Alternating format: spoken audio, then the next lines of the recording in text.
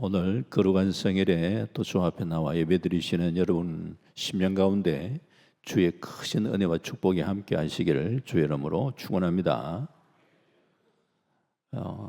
사실 오늘 조금은 제가 우려를 한 게 있습니다. 그 뭐냐 하면은 오늘 신천 동로가 또 차단이 되기 때문에 이것 때문에 또 지장이 계시는 분이 아니겠는가 생각을 했습니다. 제가 보니까 분명히 조금 지장은 있는 것 같습니다. 지난번에는 신천 대로가 통제돼 버리니까 상당히 많은 분들이 참여하지 못하고 또 오시다가 그 근처 다른 교회에 가셔 예배드리셨던 분들도 계시고 그러더라고요. 예.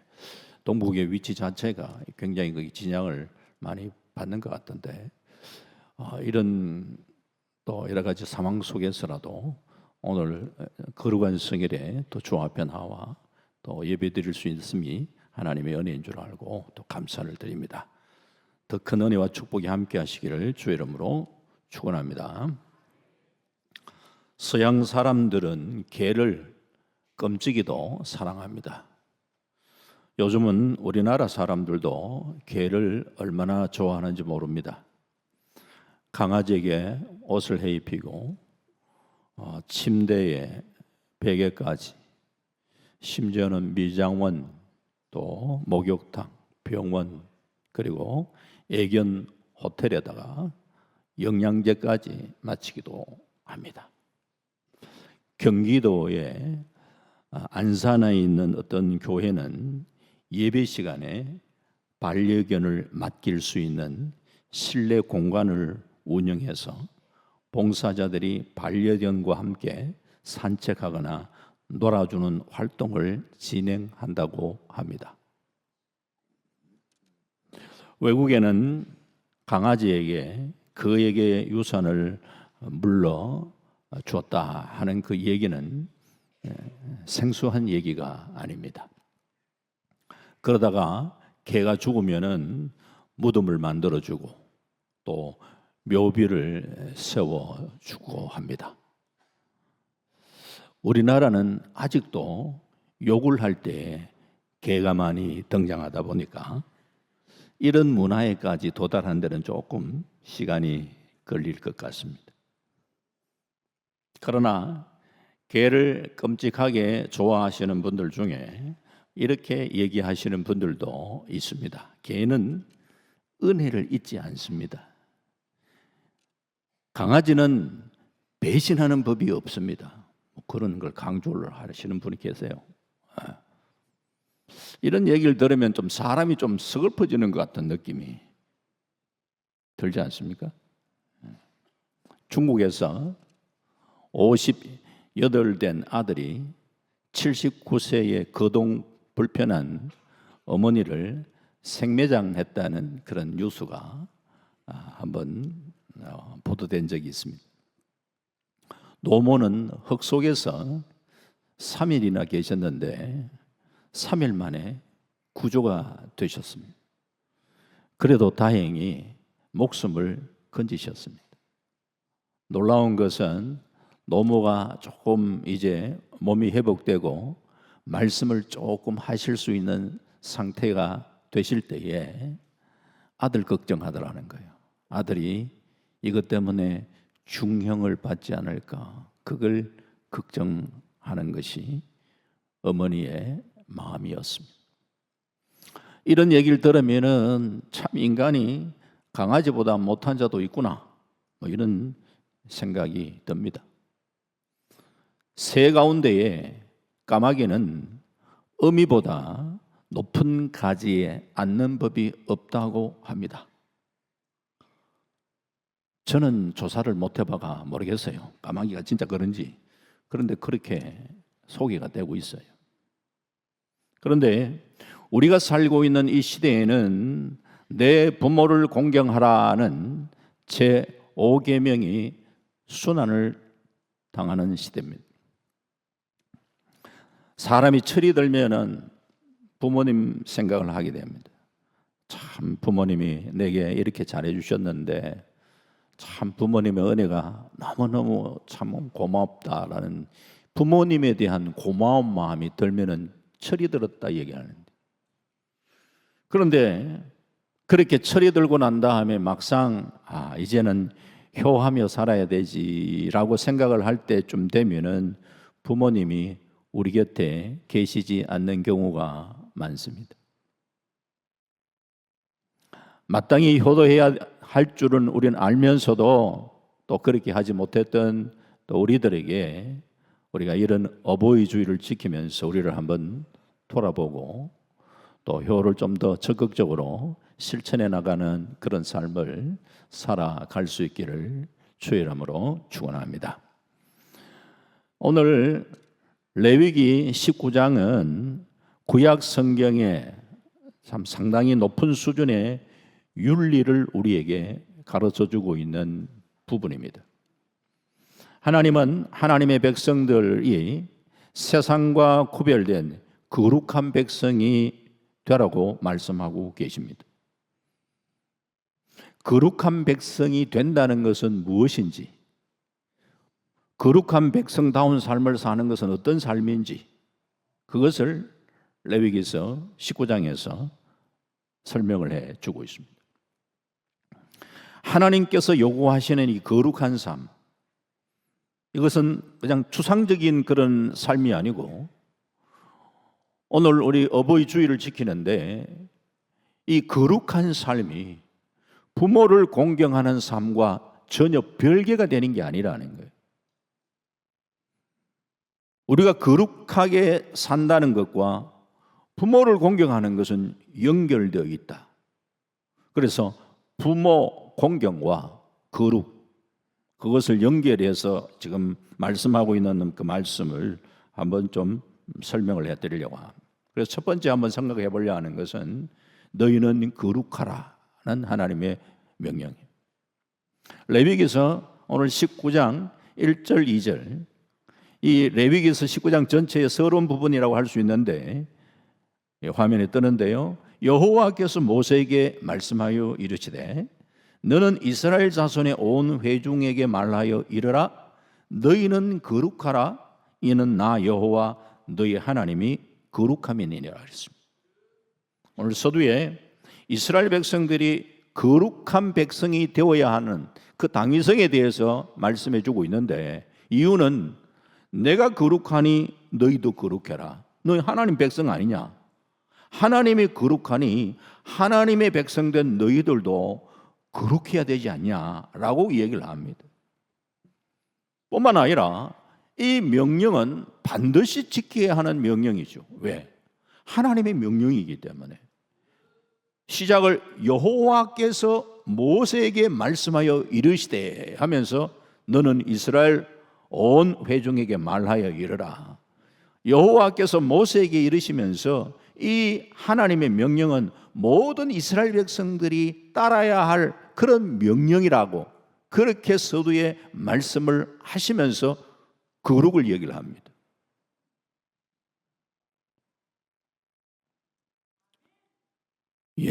뭐 늦게라도 아멘 하시니까 좋습니다. 레위기서 19장 이 전체는 하나님께서 이스라엘 백성들이 거룩하게 우리가 살아야 하려는 이 모습이 인간 관계, 그냥 하나님과의 관계만이 아니라 인간 관계의 여러 부분들을 지금 말씀하고 계십니다. 이스라엘의 거룩함은 인간의 모든 관계와 활동을 두루 포함하고 있다. 즉 이스라엘의 거룩함은 추상적인 어떤 그것이 아니고 일상생활 속에서 하나님과 바른 관계를 가질 뿐만 아니라 사람들과의 바른 관계를 가지고 실천을 해나가는 것이다. 그런 의미에서 레위기서 19장 마지막 37절에 보면은 너희는 내 모든 규례와 내 모든 법도를 지켜 행하라. 나는 여호와이니라 라는 그런 말씀으로 레위기서 19장이 마감되고 있습니다. 즉 19장 시작을 너희는 거룩하라라고 말씀하시면서 어떻게 하면 거룩해질 수 있는가라는 그런 문업에 대한 얘기를 하시면서 궁극적으로는 하나님의 모든 규례와 법도를 지켜 행하는 그런 삶을 사는 게 거룩해지는 삶이라. 원래 거룩하다라고 이야기할 때 그 뿌리를 이야기하면 거룩은 구별된다, 구분된다, 분리된다, 이런 의미를 갖고 있잖아요.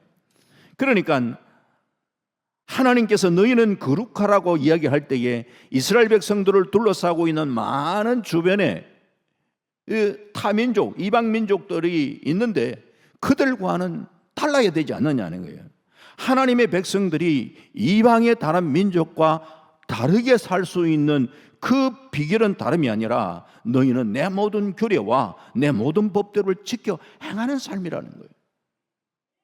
즉 하나님의 말씀에 순종하며 살아가는 그 삶이 우리가 구별되어 거룩하게 살아가는 비결이라는 거예요. 그래서 성경은 하나님의 백성들이 하나님의 규례와 법도를 지키면서 하나님을 바르게 예배하는 삶을 살아가기를 명하고 있습니다. 자, 그런데 예배는 여러분 아시겠습니다만 두 가지 의미를 생각하셔야죠. 일반적인 의미에서 우리가 예배, 또 주일 공예배, 하나님께 나와 예배드리는 예배 아주 중요하죠. 또 보다 넓은 의미에서 예배는 이스라엘 백성들이 하나님께 나와 예배드리는 모습과 정신으로 삶 속에서 이웃을 섬기는 삶이 하나님이 받으시는 예배가 되어야 된다는 거죠.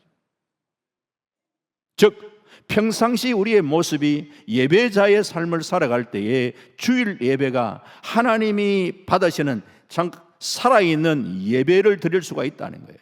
그래서 삶은 예배의 확장이고 예배는 삶의 축소다, 이런 표현을 쓰기도 합니다.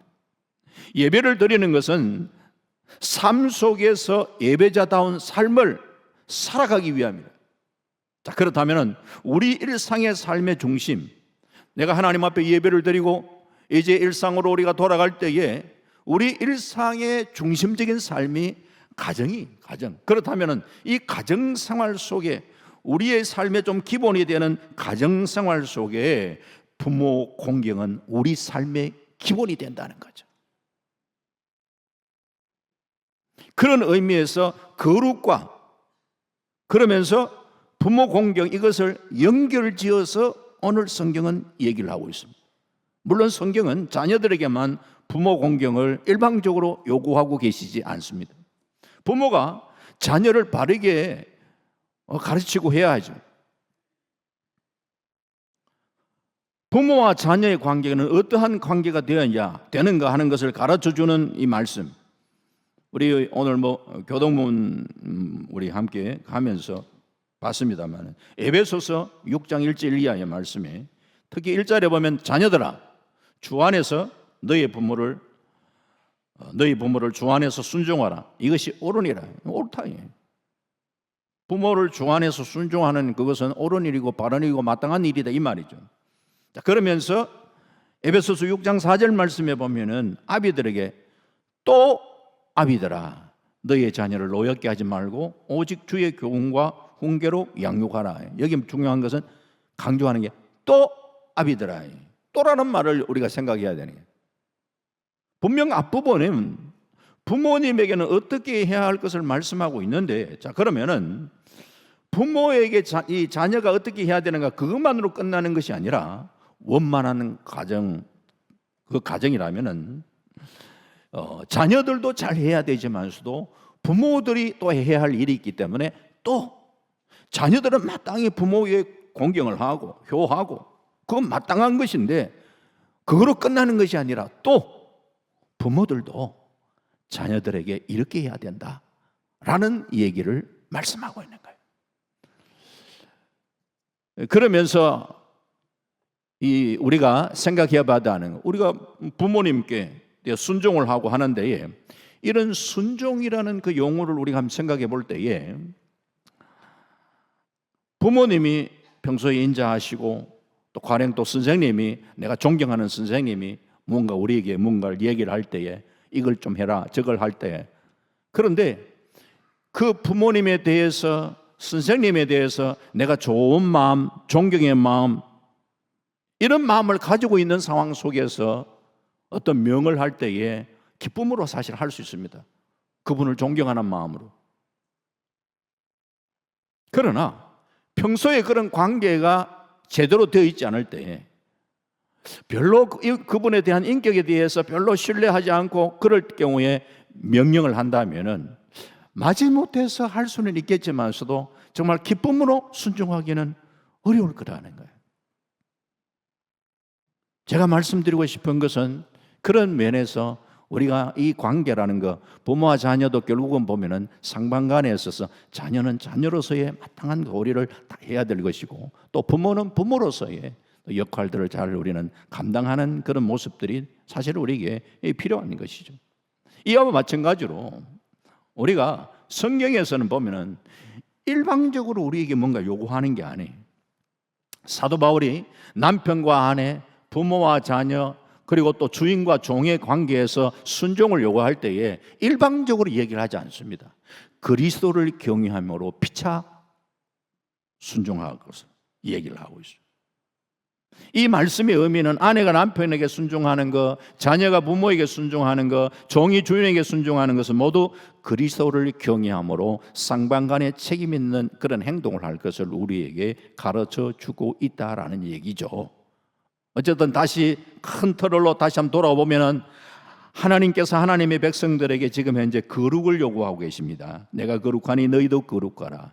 거룩이라는 것은 세상과 구별되고 또 다른 이방 사람들, 세상 사람들과 구별된 삶을 살아가는 모습인데, 이 구별됨이 하나님 앞에 예배드리는 모습만 믿지 않는 사람과 구별되는 것이 아니라 우리의 삶이 하나님의 자녀다운 그런 삶을 살아 세상 속에 그리스도인답게 살아가는 그것이 거룩이다. 자, 그렇다면은 그런 거룩한 모습이 하나님 앞에 나와 예배드리는 모습으로만 끝나는 것이 아니라 이제 일반 삶을 우리가 돌아왔을 때에 가장 기본적인 가정생활 속에서 부모를 공경하는 그 삶, 그것이 거룩의 열매라는 거예요. 그런 면에서 하나님의 백성으로서 거룩하게 살아가는 삶에 오늘 레위기서 19장에서 가장 우리에게 먼저 얘기하는 것, 이것이 너희 각 사람은 부모를 경유하라 라는 말씀을 우리에게 들려주고 있다는 거예요. 그래서 두 번째로 생각해 볼 것은 부모를 경유하라는 얘기죠. 레위기서 19장이 제시하는 모든 규례와 법도, 즉 하나님의 백성으로서 이스라엘이 하나님의 명령대로 거룩하여 지기 위해서 지켜야 할 것 중에 여러 가지 많습니다만은 제일 먼저 언급한 것이 레위기서 19장 3절 말씀 보면 너희 각 사람은 부모를 경외하고 나의 안식일을 지키라. 나는 너희 하나님 여호와이니라. 여기 보니까 안식일을 지키는 것보다 먼저 얘기를 부모를 경외하고 나의 안식일을 지키라 이렇게 얘기하고 있단 말이에요. 부모 공경 10계명 가운데서 5번째 나오는 계명이죠. 그런데 오늘 레위기서 19장에서는 거룩하라, 너희는 거룩하라고 얘기를 하면서 거룩한 삶을 이야기하는 그 실천의 방법 속에 가장 먼저 얘기하고 있는 것이 너희 각 사람은 부모를 경외하라 이렇게 얘기를 하고 있습니다. 그리고 레위기서 19장 4절에는 이렇게 또 이야기를 합니다. 너희는 헛된 것들에게로 향하지 말며 너희를 위하여 신상들을 부어 만들지 말라. 나는 너희 하나님 여호와이니라 그랬죠. 너희 헛된 것들에게로 향하지 마라. 제1계명과 연결해서 생각할 수 있습니다. 또 너희를 위하여 신상을 부어 만들지 말라. 제2계명을 우리가 생각할 수 있는 말씀입니다. 그런데 이 모든 것이 내 부모를 경외하라는 명령 다음에 이 말씀을 지금 하고 있다는 것을 우리가 기억을 하셔야 되는 거예요. 그것은 부모 경외를 강조하기 위해서입니다. 안식일을 지키는 것보다도 부모 공경이 더 중요하고 그것이 앞선다 이 의미를 이야기하는 게 아니에요. 하나님의 백성의 거룩함이 지금 현재 가정에서부터 출발해야 되는데 부모를 경외하는 것은 하나님을 향한 경건의 가장 대표가 되는 것이다라는 것을 강조하기 위해서 제일 먼저 얘기하고 있다는 거예요. 이스라엘 백성들에게 안식일을 지키는 문제가 얼마나 중요합니까? 지금도 이스라엘을 가면 이 사람들은요, 이 안식일 문제는 아주 철저합니다. 안식일. 그들은 안식일이 되면은 그 호텔도 안식일 전용 호텔 있잖아요. 그 엘리베이터가 있잖아요. 안식일 전용은 층층마다 다 쓰는 거예요. 왜? 안 눌려도 자동적으로 쓰게끔 돼 있어요. 그러니까 한 20층 가려면 20층 1층부터 계속 그냥 문 열었다 닫았다 문 열었다 닫았다 올라가야 돼요. 왜? 누르면은 이랬다고. 참 우리가 생각할 때 참 기가 막히잖아요.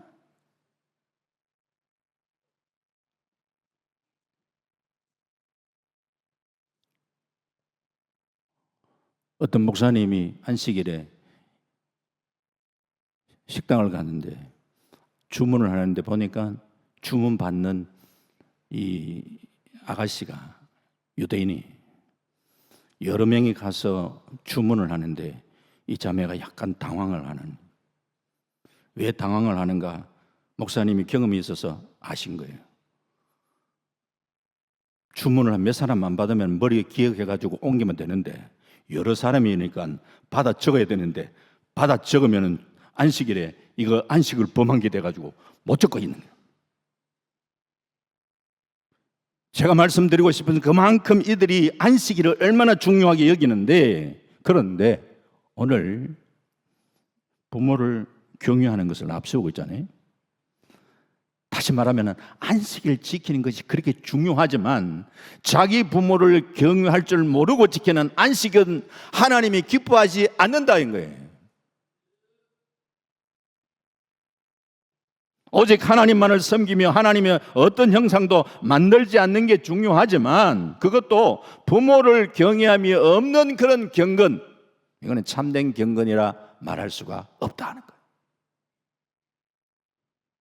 그래서 부모를 경외하는 것의 중요성을 지금 가르치고 있다는 것을 여러분 기억하십시오. 그래서 부모를 경외하라, 존경하라, 사랑하라, 그런 의미들이 담겨 있죠. 여기서 이 경외한다는 말로 옮겨진 그 히브리어 동사, 일반적으로 보통 경외한다는 말은 하나님께 쓰이잖아요. 하나님을 경외한다.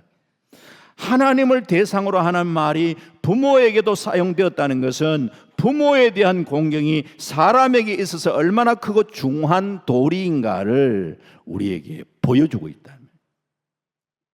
특히 어린이들에게 있어서 부모의 존재, 어릴 때는 하늘 같잖아요, 부모님이. 그래서 어려서의 부모님 공경은 나중에 커서 하나님을 경외하도록 이끄는 아주 자연스러운 그런 훌륭한 훈련이 되는 것이죠. 이 아이들이 부모를 공경하는 것이 당연한 것, 낳아주시고 길러주시고 또 그냥 부모의 사랑이라는 것은 우리가 말로 다 표현할 수 없죠. 마찬가지로 하나님은 우리를 지으시고 우리를 이끌어 주시고 창조자가 되시고 우리를 인도해 주시는 그 하나님, 창조주 하나님을 경외하는 것은 인간에 마땅한 도리죠. 그러므로 부모를 공경하는 것은 모든 인륜의 근본일 뿐만 아니라 하나님의 거룩한 백성의 첫걸음이라.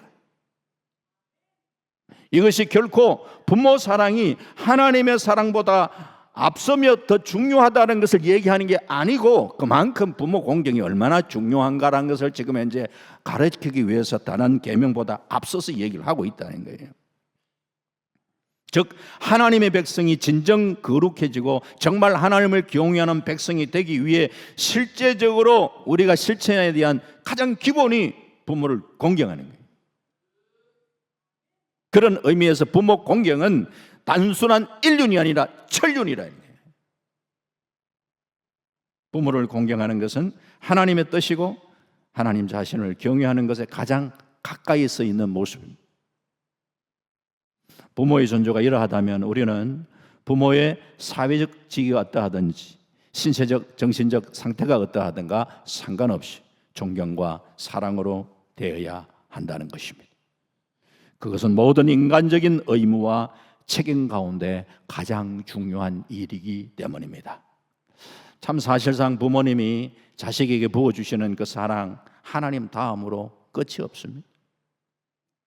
어느 훈련병의 어머니가 아들이 사열하고 있는 연병장에 참관을 할 기회가 있었어요. 많은 병사들이 질서장연하게 그 사열하는 모습을 지켜보고 난 다음에 돌아오는 길에 어머니가 이런 말을 했습니다. 참 바보 같은 놈의 자식들, 발도 하나 못 맞춰. 발이 맞는 놈은 내 아들 하나뿐이야. 자기 아들 혼자 발이 틀렸는데 자기 아들만 발이 맞다고 보이는 것이 어머니의 눈입니다. 아들밖에 안 보이는 것이 어머니만이 할 수 있는 말입니다.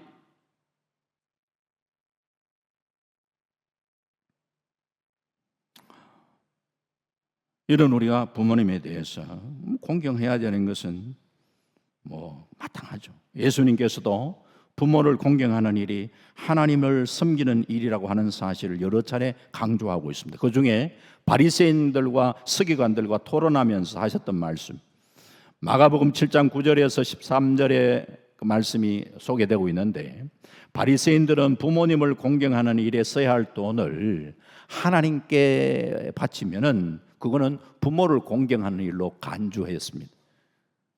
즉 그것을 고르반 사상, 부모님께 해드려야 될 것을 이거 하나님께 드려야 되겠다. 하나님께 나는 고르반했다.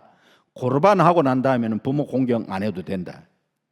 이런 모습을 보고 마가복음 7장 9절에 또 이르시되 너희가 너의 전통을 지키려고 하나님의 계명을 잘 저버리는도다. 책망을 하시는 것이죠. 당시 사람들은 바리새인들이나 서기관들의 가르침을 받아서 하나님의 계명을 잘못 이해했습니다. 그래서 그들은 마땅히 부모님을 공경하는 일에 써야 할 돈을 하나님의 제단에 바침으로 부모를 보살펴 드리는 그 일을 깊이 해도 된다 생각을 한 것이죠. 오늘날로 말하면은 부모님을 위해 써야 할 돈을 교회에 헌금을 드림으로써 나 하나님 앞에 헌금했는데 그게 과연 하나님이 기뻐 받으시는 헌금이 될까? 엄동설 안에 기름값 아낀다고 부모님 냉방에 주무시도록 하고 그 돈 아껴서 건축 헌금을 드리면은 하나님이 너무너무 기뻐하실까? 아니라는 거예요. 그것으로 부모님께 해야 할 것은 부모님께 마땅히 먼저 하라고 이야기하시는 거예요. 주님이 가르침이. 그래서 하나님을 섬기는 성도라면은 육신의 부모를 잘 섬겨야죠. 그래서 너희 각 사람은 부모를 경유하라. 효는 인간 윤리나 도덕 정도로 생각해서 안 됩니다. 하나님이 하나님의 자녀들에게 준 명령입니다. 구약의 안식일을 지키는 일, 좀 전에 말씀드렸답니다만 중요하게 생각하셨는데 이 일과 같은 무게를 두고 부모를 경유해야 된다는 말씀이죠. 부모에게 효하지 않으면서 하나님을 사랑한다 하는 것은 거짓말이에요. 특히 다른 계명은 하지 말라, 살인하지 말아라, 간음하지 말라, 도둑질하지 말라 이렇게 얘기하는데 유독 제5계명만은 유일하게 하라, 내 부모를 공경하라 라고 이야기하면서 거기에다가 축복까지 따라왔잖아요. 약속이 있는, 축복의 약속을 갖고 있는 계명이래요. 신명기 5장 16절에 너는 내 하나님 여호와께서 명령한 대로 내 부모를 공경하라. 그리하면, 부모 공경하면은 네 하나님 여호와가 내게 준 땅에서 내 생명이 길고 복을 누리리라. 생명이 길고 복을 누리리라. 에베소서 6장 3절에는 부모 공경을 이야기하면서 이로써 네가 잘 되고 장수하리라. 이 말씀 두 가지, 그러니까 복이 잘 되고 장수하리라. 지질이 안 되고 장수하리라. 이게 복이 아닙니다. 지질이 고생하면서 장수해가 그 장수가 무슨 의미가 있냐 말이죠. 잘 되고 장수해야 되고, 잘 되다가 그냥 빨리 그냥 생명이 이렇게 단명이 되면 그것도 좀 안타까운 일이잖아요. 그래서 잘 되고 장수하는 은혜가 있기를 주의 이름으로 축원합니다. 그런 복을 받기를 원하는데 그리 하려면은 내 부모를 공경하라. 아이고, 그러면 이 부모 공경을 하려고 하는데 벌써 부모님 돌아가셨는데, 그래서 세 번째가 나오는 거예요. 3대지. 부모님 돌아가셨을 때 어떡하냐? 샘머리 앞에서 일어서고 노인의 얼굴을 공경해라. 물론 육신의 부모에게도 잘 해야 되지만 육신의 부모님 안 계시면은 샘머리 앞에서 일어서고 노인의 얼굴을 공경하는 삶을 살아라. 레위기서 19장 32절에 그렇게 말씀하고 있죠. 너는 샘머리 앞에서 일어서고 노인의 얼굴을 공경하며 내 하나님을 경외하라. 나는 여호와이니라. 내 하나님을 경외하라 하는 말씀을 하시기에 앞서서 오늘 여기에도 너는 샘머리 앞에서 일어서고 노인의 얼굴을 공경하면서 내 하나님을 경외하라 이렇게 얘기하고 있잖아요. 어른을 공경함이 없이 진정 하나님을 경외한다는 말을 하는 그게 옳지 않다. 이것은 하나님의 백성들이 자기 부모들만 공경할 뿐만 아니라 공동체의 모든 어르신들을 공경의 대상으로 삼아야 할 것을 가르쳐주고 있습니다. 남의 부모도 내 부모처럼 공경하며 살아가는 그것이 하나님의 백성의 마땅한 도리입니다. 모든 어른들을 어른으로 모실 수 있는 사회가 건강한 사회입니다.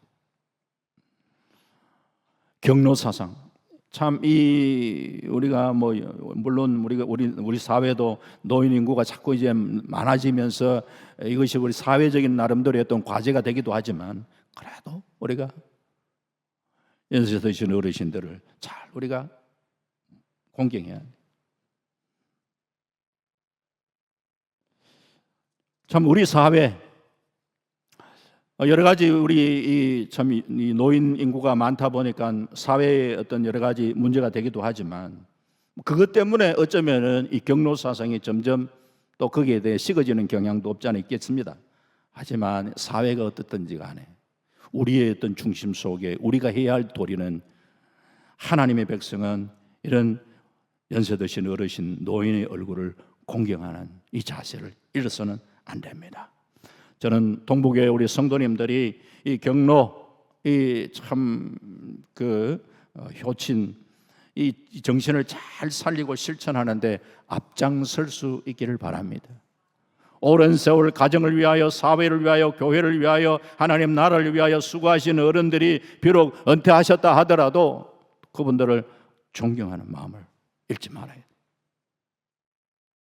우리가 부모님도 잘 섬기고 연세 드신 어른들도 내 부모처럼 잘 공경해 드릴 수 있기를 다시 한 번 더 부탁을 드립니다. 제가 목사가 되어서 장례 집례를 많이 하다 보면요, 발인할 때에 병원 영안실에서 시신을 운구해서 명복공원을 갈 때에 대부분 보면 멋진 검은색 캐딜락으로 모시는 경우가 많습니다. 시신이라도 최선으로 잘 모셔야 되겠다는 그런 귀한 마음으로 하죠. 좋은 일이죠. 돌아가신 뒤에도 이렇게 해드리는 것도 참 좋은 일인데 때로는 보면은 우리가 살아 계셨을 때에 참 저렇게 좀 잘 한번 모실 수는 없었을까? 어떤 가정은 보면은 그 가정을 평소에 어떻게 했는가를 좀 아는 경우가 있잖아요. 그런데 장례 때는 특별히 또 그렇게 하는 모습을 보면서 평소에 어르신 살아계실 때에 좀 더 참 잘 모시면 얼마나 좋았을까? 말은 못하지만 그런 마음이 드는 경우가 있습니다. 살아계실 때도 우리가 잘하고 돌아가셨을 때도 잘 모셔드리는 그것이 필요치 않겠습니까? 옛말에 구충신 효자 지문이라는 말이 있습니다. 충신을 구하려면 부모에게 효도하는 집에서 구하라 하는 말이죠. 부모에게 효도할 줄 아는 사람이 다른 일도 잘합니다. 부모에게 효도하는 사람이 윗사람을 배신하는 법이 별로 없습니다. 부모에게 효도하는 사람이 책임감이 있고 신용도 비교적 좋습니다. 회사에서도 효도하는 사람 채용하면은 대부분 잘합니다. 주위에서 성공했다고 하는 사람 살펴보면은 부모에게 효도할 줄 아는 사람이 많습니다. 그런 면에 부모를 공경하는 사람이 사회에서도 잘 되고 형통하게 되는 줄 믿습니다. 레갑 족속 얘기를 하고 말씀을 마무리하려고 합니다. 에레미야 35장에 보면은 야곱의 후손 중에 레갑이라는 사람이 있는데 그 레갑의 아들 요나답이 자기 족속에게 하나의 규율을 정합니다. 누구든지 레갑 족속에 속한 자는 포도주를 마시지 마라. 포도주 마시지 말라는 말뿐만 아니라 유목생활을 하고 여러 가지 몇 가지 규례를 이야기를 합니다. 우리가 이 생각할 때에 포도주 우리 문화하고 달라요. 당시에 포도주 잔치 때나 일반 생활 속에 그들은 거의 음료수로 마시는 거예요. 그런데 나름대로의 생각이 있었겠죠. 이게 좀 안 하면 좋겠다. 그래서 이 요나답이 자기 이 족속들에게 우리는 포도주를 마시지 마라. 이 조상의 명령을 250년 동안 그들은 지켜왔어요. 그래서 하나님께서 에레미야 선지자를 불러가 레갑 족속을 성경에 불러가지고 야 포도주 마시도록 하면 시험을 한번 해봐라. 먹는지 안 먹는지. 레갑 족속들을 불러가지고 포도주 마시라 이렇게 얘기할 때만 안 됩니다. 우리 선조께서 금하도록 했는데 저희들은 절대 안 됩니다. 이렇게 이야기하니까 에레미야 35장 18절 19절에 너희가 너의 선조 요나답의 명령을 순종하여 그의 모든 규율을 지키며 그가 너희에게 명령한 것을 행하였도다. 그러므로 만군의 여호와 이스라엘 하나님께서 이와 같이 말씀하시니라. 레갑의 아들 요나답에게서 내 앞에 설 사람이 영원히 끊어지지 아니하리라 하시니라. 그 조상들의 명령한 것도 지키는 그 레갑의 족속들을 기뻐하시고 축복해 주시오.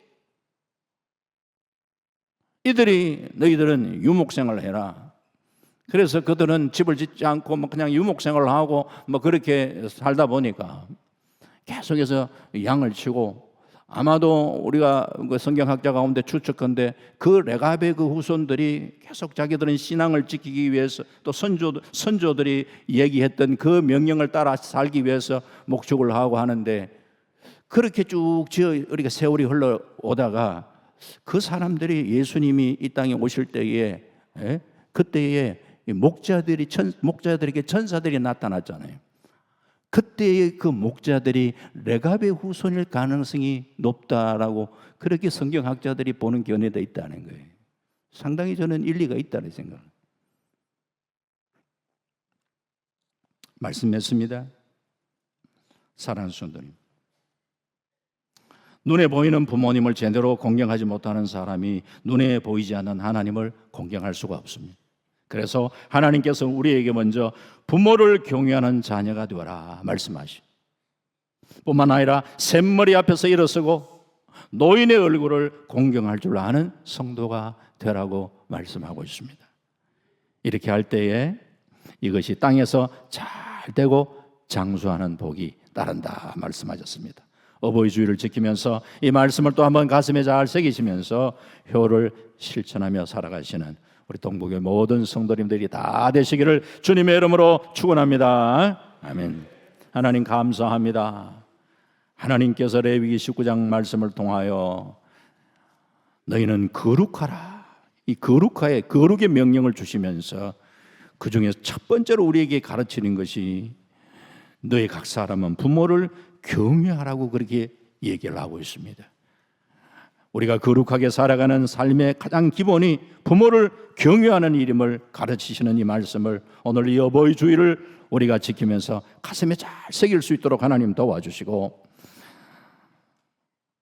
하나님의 기쁘심이 될 뿐만 아니라 참 부모님에게도 우리가 잘하고 그리고 또 참 연세 드신 어르신들 샘머리 앞에서 일어서고 노인의 얼굴을 공경하는 이 아름다운 삶을 실천해 나가는 우리 모두가 될 수 있도록 축복하여 주시옵소서. 감사드리옵고 예수님 이름으로 기도하옵나이다. 아멘.